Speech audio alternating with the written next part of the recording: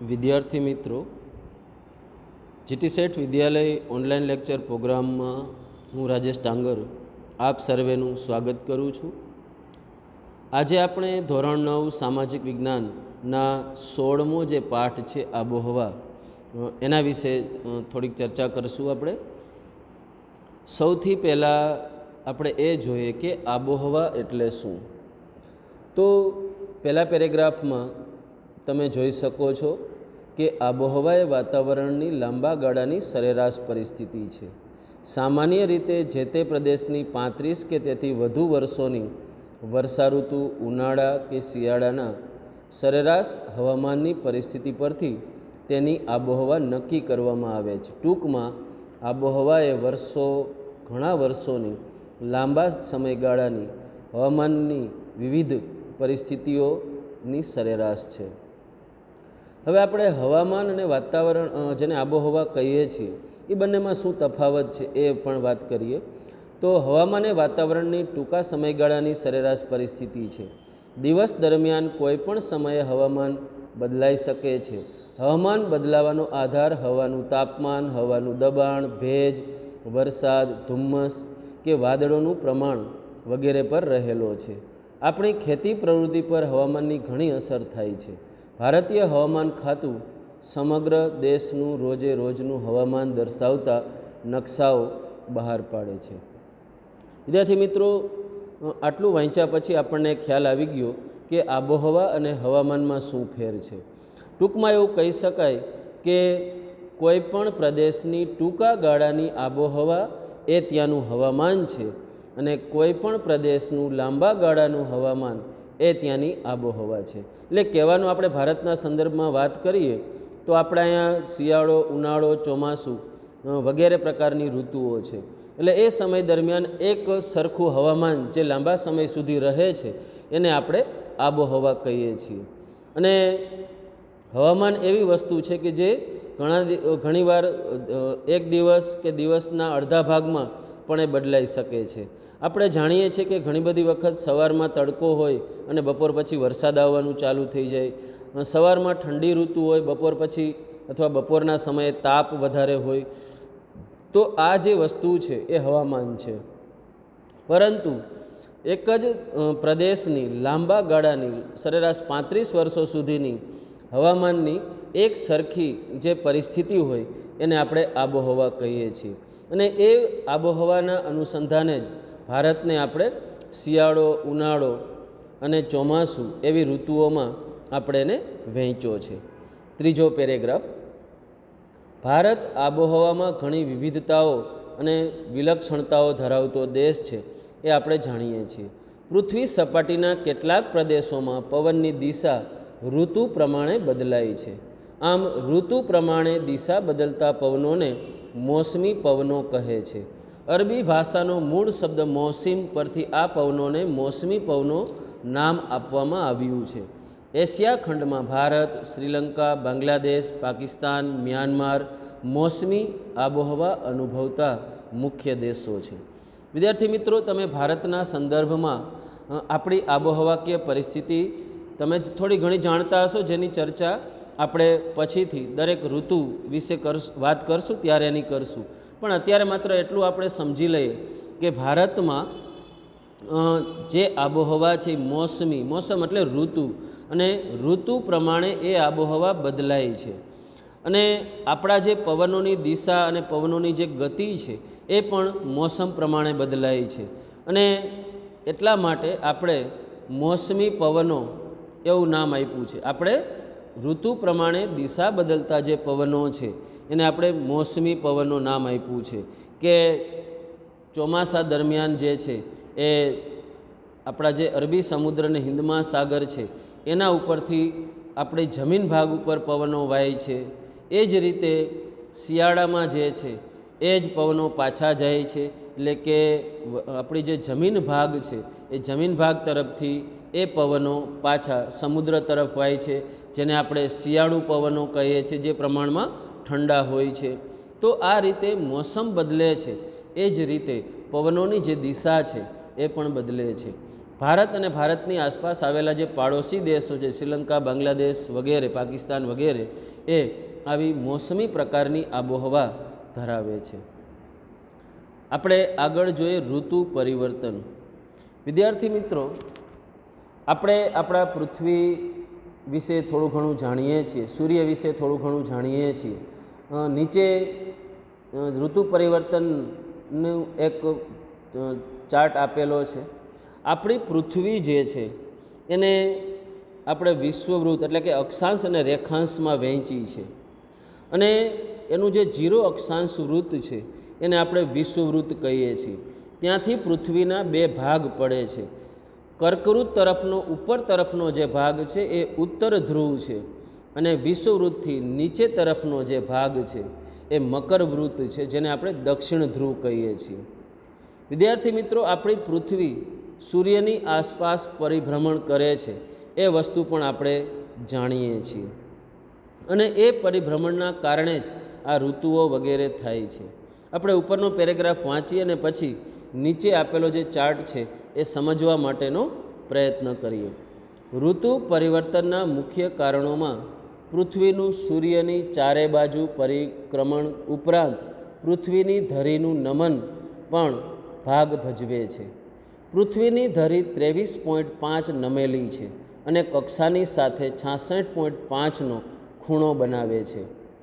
પૃથ્વીની ધરી નમનને કારણે ઋતુઓ થાય છે. વધારે સમય સૂર્યપ્રકાશ મેળવતા વિસ્તારોમાં ઉનાળો અને ઓછો સમય સૂર્યપ્રકાશ મેળવતા વિસ્તારોમાં શિયાળો અનુભવાય છે. 22 ડિસેમ્બરે સૂર્યના કિરણો મકરવૃત્ત પર લંબ પડે છે. આથી દક્ષિણ ગોળાર્ધમાં ઉનાળો અને ઉત્તર ગોળાર્ધમાં શિયાળો અનુભવાય છે. તેથી ભારતમાં રાત્રિ લાંબી અને ઠંડી અનુભવાય છે. એ જ રીતે 21 જૂને કર્કવૃત્ત તરફ સૂર્યના કિરણો લંબ ઉત્તર ગોળાર્ધમાં પડતા હોવાથી દિવસ લાંબો બને છે.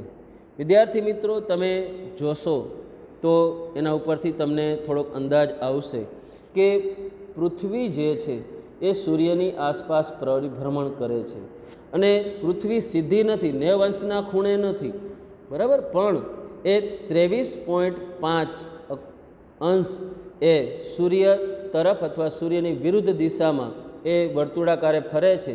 એટલે એક વાર એ સૂર્યની તરફ નમેલી આવે છે અને એક તરફ સૂર્યની સામેની બાજુ નમેલી આવે છે, જે તમે 22 ડિસેમ્બર અને 21 જૂનની પૃથ્વીની જે સ્થિતિ છે એના ઉપરથી જોઈ શકો છો.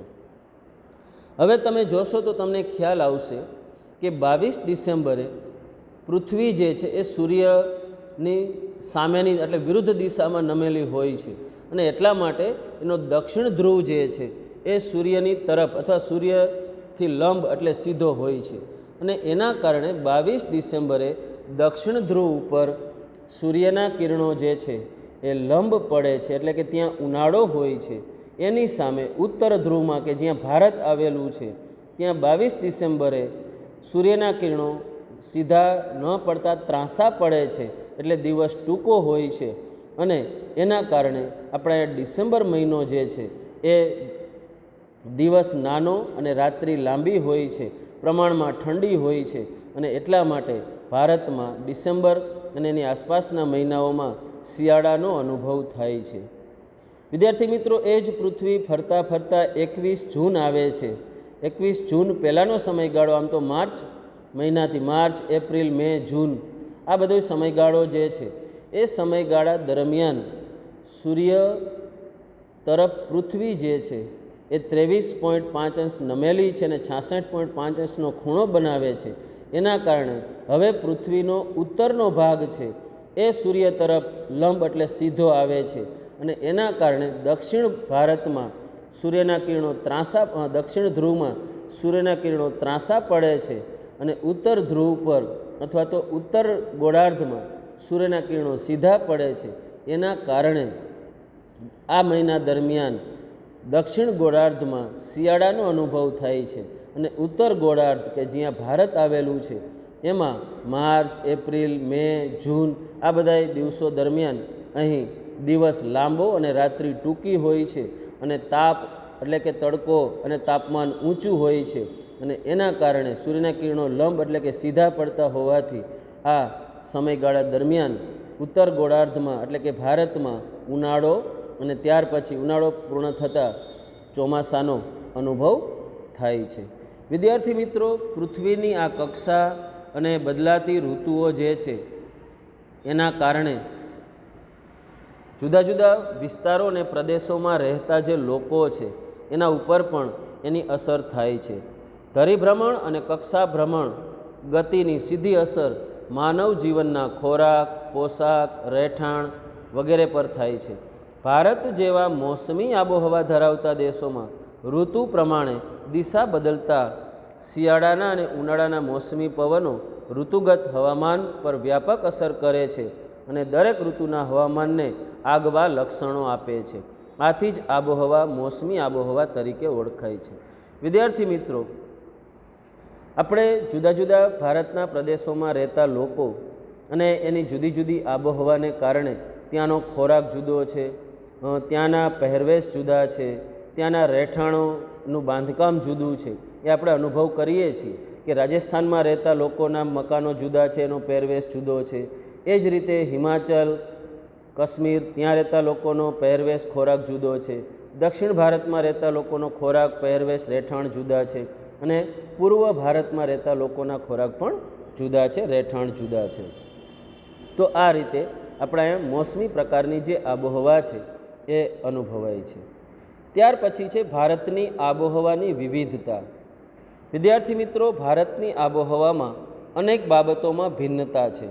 દક્ષિણ ભારત દ્વિકલ્પીય પરિસ્થિતિ ધરાવતો હોવાથી દરિયા કિનારાની સમ આબોહવાનો અનુભવ થાય છે. એટલે કે દક્ષિણ ભારત દ્વિકલ્પ છે. દ્વિકલ્પનો અર્થ છે જેની 3 બાજુએ દરિયો હોય એને આપણે દ્વિકલ્પ કહીએ છીએ. અને આપણો દક્ષિણ ભારતનો જે ઊંધા ત્રિકોણના આકાર જેવો જે પ્રદેશ છે એ પ્રદેશમાં અરબ સાગર, હિન્દ મહાસાગર અને બંગાળની ખાડી આ ત્રણેયથી આ ભાગ ઘેરાયેલો છે અને એટલે આપણે એને દ્વિકલ્પીય ભારત કહીએ છીએ.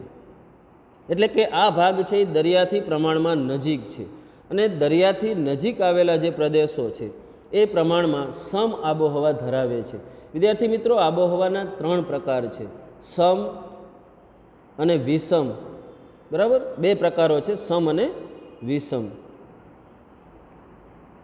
તો આ સમ આબોહવા એટલે શું? તો કે જ્યાં વધારે તડકો ન પડતો હોય, જ્યાં વધારે ઠંડી ન પડતી હોય એને સમ આબોહવા કહેવાય.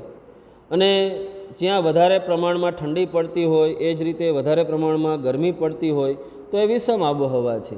દરિયાકાંઠાના વિસ્તારો સમ આબોહવાનો અનુભવ કરે છે. જેમ જેમ આપણે દરિયા કિનારાથી દૂર જતા જઈએ છીએ એમ આબોહવા જે છે એ ખંડીય આબોહવા અનુભવાય છે, જેને આપણે વિષમ આબોહવા કહીએ છીએ. ઉત્તર ભારતનો ઘણો ભાગ દરિયાથી દૂર હોવાથી ત્યાંની જે આબોહવા છે એ ખંડીય આબોહવા છે. ખંડીય આબોહવા એટલે કે વિષમ આબોહવા, કે જ્યાં ઉનાળામાં વધારે ગરમી પડતી હોય, શિયાળામાં વધારે ઠંડી પડતી હોય. ભારતની લગભગ મધ્યમાંથી કર્કવૃત્ત પસાર થાય છે. એટલે તમે ઉત્તર ગોળાર્ધમાં જુઓ તો વિષુવવૃત્તથી ઉપરનો જે ઉત્તર અક્ષાંશ છે 23.5 એ કર્કવૃત્ત છે. તો એ ભારતના મધ્યમાંથી પસાર થાય છે. દક્ષિણ ભાગ ઉષ્ણ